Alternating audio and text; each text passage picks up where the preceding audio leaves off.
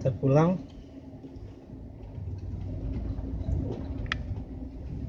Mau lewat mana ini? Bagusnya lah, Bang. Lewat jalan yang enak lah, Yang biasanya yang biasa kita lalui.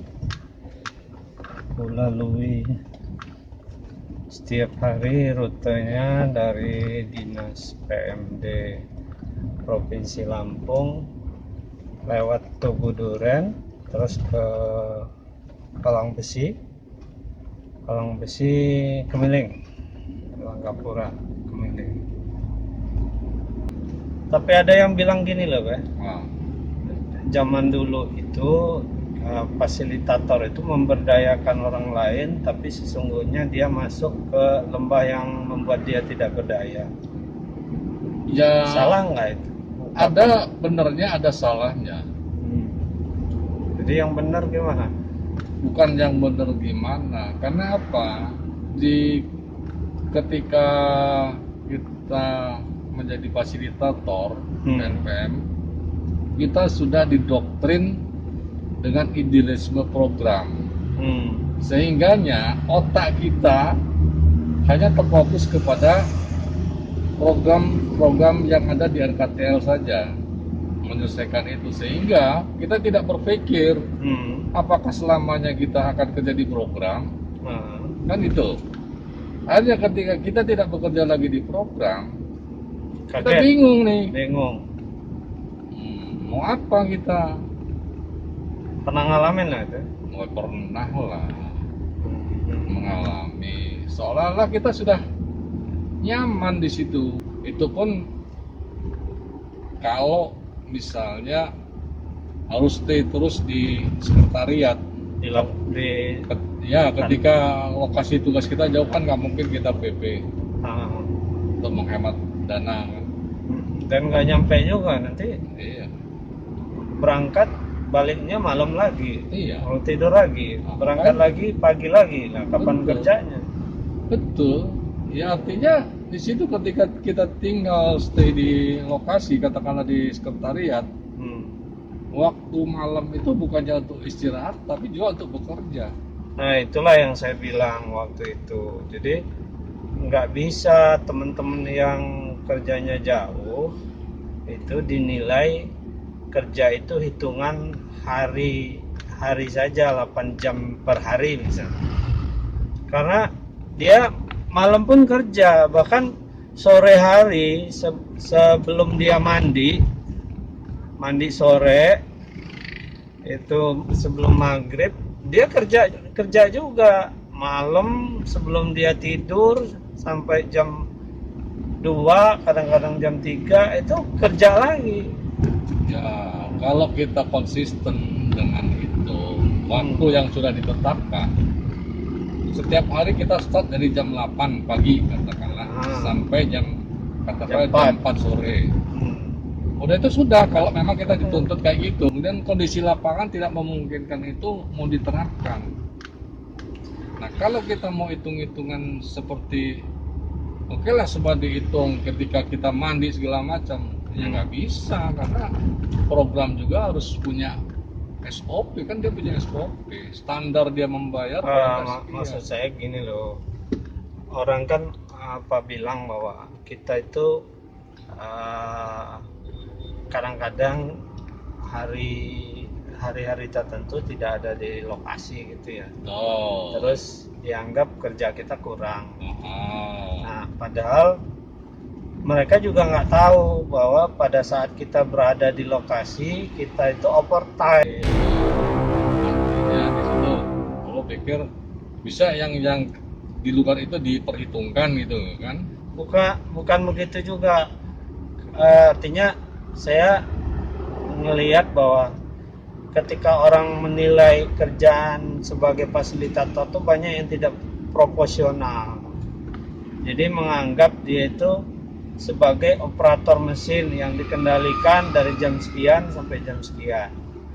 Nah, juga ngelihat misalnya tadi kesebut bahwa pemberdayaan masyarakat itu kerja-kerja fasilitator mengendalikan orang kan bukan mesin yang dikendalikan. Kadang-kadang kita datang hari ini orangnya nggak ada di tempat, atau datang hari ini dia ngeles nggak gini lah Pak, kita ajak untuk apa namanya musyawarah, wah Pak alasannya orang-orang tidak ada. Kalau dipaksa ya salah, bukan pemberdayaan namanya. Instrumen menentukan pembayaran. Nah, instrumen pembayaran itu jangan diukur oleh waktu kalau itu lingkup pemberdayaan. Jadi targetnya apa? Targetnya adalah pemberdayaan itu bisa tercapai. Waktunya jangan dibatasi. Artinya gini, supaya masyarakat itu paham terhadap teknik pemberdayaan, memfasilitasi pemberdayaan. Katakanlah di situ ada kader desa, dia mampu betul supaya dia bisa memfasilitasi musyawarah misalnya dalam perencanaan. Nah, itu kalau dikasih target waktu 1 minggu, 1 bulan, belum tentu dia bisa. Gitu loh. Capaiannya adalah sampai dia mampu ya mungkin ada indikator waktunya, paling tidak minimal atau maksimal berapa bulan.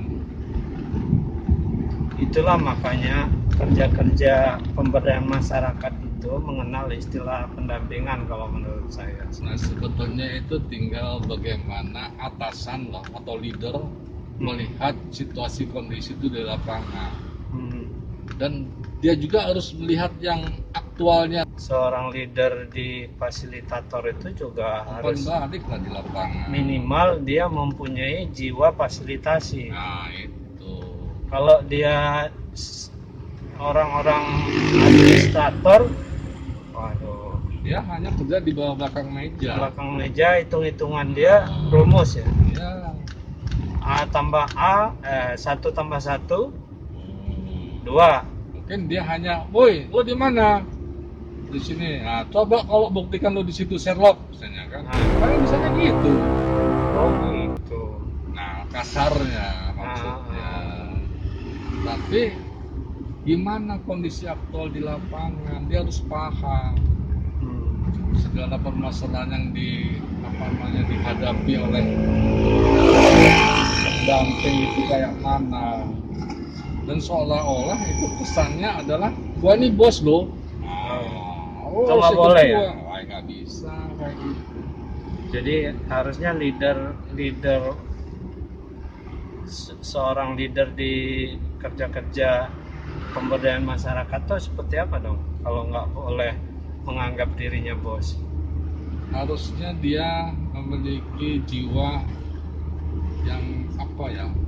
Selain dia leader juga dia membina terhadap anggota tim di situ agar supaya antara leader dengan tim yang ada di situ, anggota tim, ada hubungan kedekatan, baik itu secara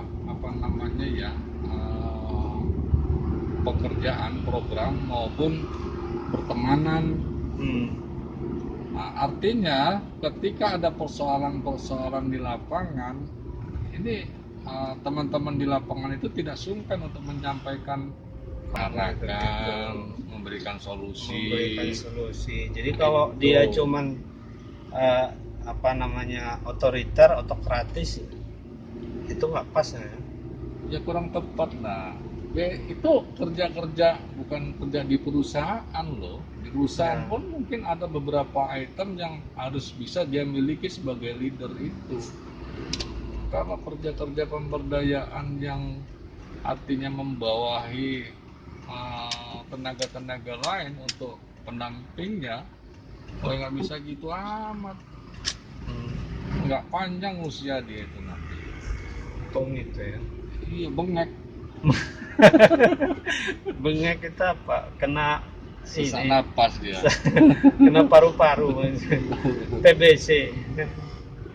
Aduh. Jadi tapi ada nih orang bilang, teman-teman bilang, yang paling sulit di kerja-kerja pemberdayaan masyarakat itu adalah orang-orang yang mempunyai ilmu-ilmu pasti eksak, seperti misalnya sarjana teknik. Nah kadang-kadang ada yang bilang, wah teori-teori itu nggak bisa dibuat kayak ilmu sosial. Ya beda lah, artinya kan sesuai dengan spesialisasinya. Kalau orang-orang eksak, terutama orang-orang infrastruktur, mereka itu menggunakan hal-hal yang terukur dari mengerti kata itu semuanya itu sudah dalam perhitungan. Ada target waktu. Kemudian orang-orang eksak itu kadang-kadang mau untuk berdiplomasi ngalor ngidul itu nggak suka gitu. Dia to the point aja, maunya gini dah. Nggak usah banyak hal-hal yang nggak perlu. Nah kalau itu memang mau diterapkan, ya kebanyakan memang yang belum pernah terjun dalam pemberdayaan kaku sih, Jadinya kaku. kakinya kaku. Jadi harusnya Ya kita ya menyesuaikan lah dengan situasi kondisi di lapangan. Tapi benar nggak sih kalau gua ngeliat sih sebenarnya masyarakat itu ilmu teknik itu cuman mereka nggak bisa aja bilang bahwa itu ilmu teknik. Tapi sebenarnya mereka itu punya ilmu ngebangun.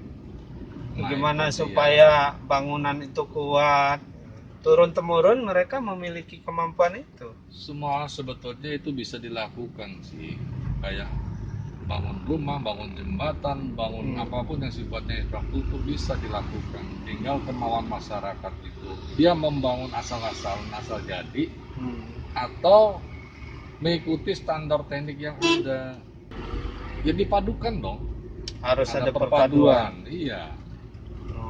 Misalnya untuk menentukan konstruksi misalnya, kondisinya seperti ini dipaksakan menggunakan katakanlah telpot, ini daerah tanjakan, pegunungan, sesuai nggak kalau telpot di situ? Ya satu sisi memang bisa, tetapi untuk mendatangkan alat berat dengan kondisi elevasi jalan yang tidak memungkinkan ditempuh dengan alat berat, repot. Si yang ada di lapangan harus menerima, artinya masukan yang ada, betul-betul dia turun ke lapangan untuk melihat langsung kondisi di lapangan. Jadi pertama dia harus turun lapangan, yang kedua dia tidak boleh egois dengan ilmunya.